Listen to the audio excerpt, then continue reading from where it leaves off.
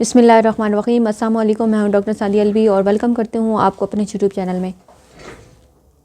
आज की जो वीडियो है इसमें मैं आपको बताऊंगी कि आप किस तरह अपनी जो डिलीवरी की जो एग्जैक्ट डेट है उसे आप मालूम कर सकती हैं। बहुत सारी ख़वातीन के मेरे पास सवालात आते हैं और वो पूछती हैं कि जी हमें बताएं कि हमारी जो डिलीवरी की डेट है, जो हमारी डिलीवरी का जो टाइम पीरियड है ये कितना है, हमें कितने वीक्स हो गए हैं और टाइम क्या है। तो आज मैं आपको वो तरीका बताऊंगी कि आप किस तरह ख़ुद अपने जो एक्सपेक्टेड डेट ऑफ डिलीवरी है कि किस टाइम आपको डिलीवरी होगी, उसका आप तरीका जो है बहुत आसान तरीके के साथ आप कर सकती हैं। पिछली वीडियो मैंने आपके साथ प्रेगनेंसी टेस्ट के बारे में आपके साथ वीडियो शेयर की थी और आज हम बात करेंगे कि आप किस तरह अपनी जो डिलीवरी की जो डेट है उसे मालूम कर सकती हैं।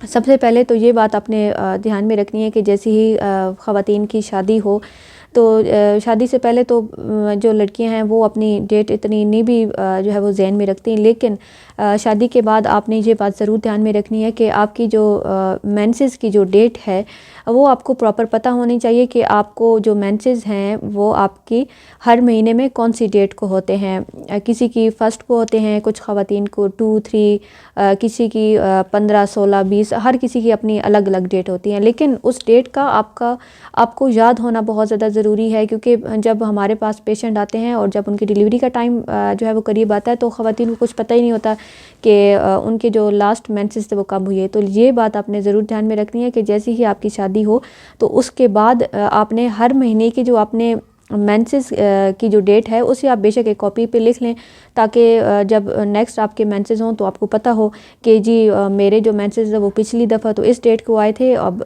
इस महीने में ये मिस हो गए हैं। तो ये आपने ज़रूर ध्यान में रखना है। अब मैं आपको बताऊंगी कि आपने किस तरह अपनी जो डेट है डिलीवरी की उसे आप कर सकती हैं।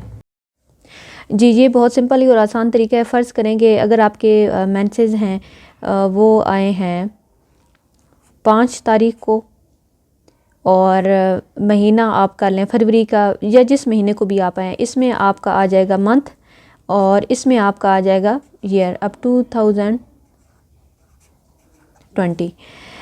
पहले आपने अपनी जो लास्ट मेंसेस की डेट है वो लिखनी है, फिर आपने महीना लिखना है, फिर आपने साल लिखना है। अब इसमें आपने क्या करना है कि आपकी 5 जो है वो तारीख है आपके लास्ट मेंसेस की, इसमें आपने 7 दिन जमा करने हैं। अब 7 दिन आप इसमें जमा करेंगे तो 6, 7, 8, 9, 10, 11, 12 डेट आपकी आ जाएगी 12। अब ये दूसरा महीना है, दूसरा जो महीना है इसे आपने अगला महीना काउंट करना है। 9 महीने, महीनों में आपने 9 महीने काउंट करना है और हफ्ते में आपने 7 दिन काउंट करना है। अब ये हमारे पास फरवरी है तो इसमें आपने 9 महीने और जमा करने हैं, तो 3, 4, 5, 6, 7, 8, 9, 10, 11, तो यहाँ पे आ जाएगा 11वां महीना और 2020। सिंपली पहले आपने डेट लिखनी है, फिर उसमें आपने महीना लिखना है कि जिस महीने में आपको आखिरी दफ़ा मेंसेस हुई है, फिर आपने साल लिखना है। ये हमारे पास है वीक्स, तो ये जो हमारे पास जो डेट है इसमें आपने ये 7 दिन ऐड कर लेना है, ये हमारे पास हफ्ते हो जाएंगे। ये हमारे पास है महीना, तो इसमें आपने 9 महीने जमा करने हैं, 2 के बाद 9 शामिल करें तो ये हमारे पास 11वां महीना आ जाएगा और सन 2020 आ जाएगा। इसी तरह जो भी आपकी डेट होगी उसमें आपने डेट में आपने 1 हफ़्ता काउंट करना है, महीने में आपने 9 महीने काउंट करने हैं और ये साल। इस तरह आपकी जो इसे हम कहेंगे LMP, यानी कि लास्ट आपकी जो मेंसेस की जो डेट है इसे हम LMP कहेंगे। और ये हमारे पास है EDD, यानी कि एक्सपेक्टेड डेट ऑफ डिलीवरी, मतलब कि आपकी डिलीवरी किस महीने, किस साल और किस डेट को होगी। तो सबसे पहले इसके लिए ज़रूरी है कि आपको LMP आपकी जो लास्ट मेंसेस का जो पीरियड है, जो लास्ट डेट है वो याद हो, तो फिर EDD आपकी बहुत सिंपल और आसान तरीके से निकल आएगी। इसी तरह वो ख़वातीन, एक और एग्ज़ाम्पल मैं आपको दे देती हूँ।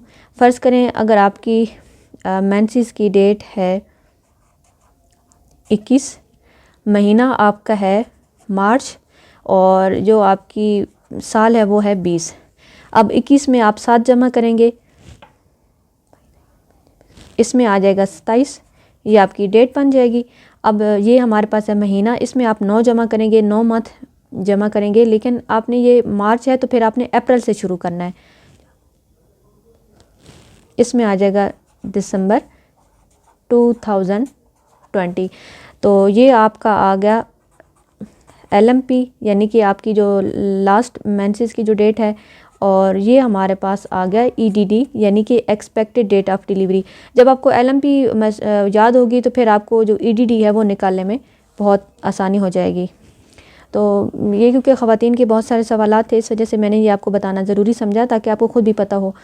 और इसके अलावा अगर आपको समझ ना आए तो आप कमेंट्स में भी मुझसे पूछ सकती हैं कि आपकी जो EDD है वो क्या बनती है।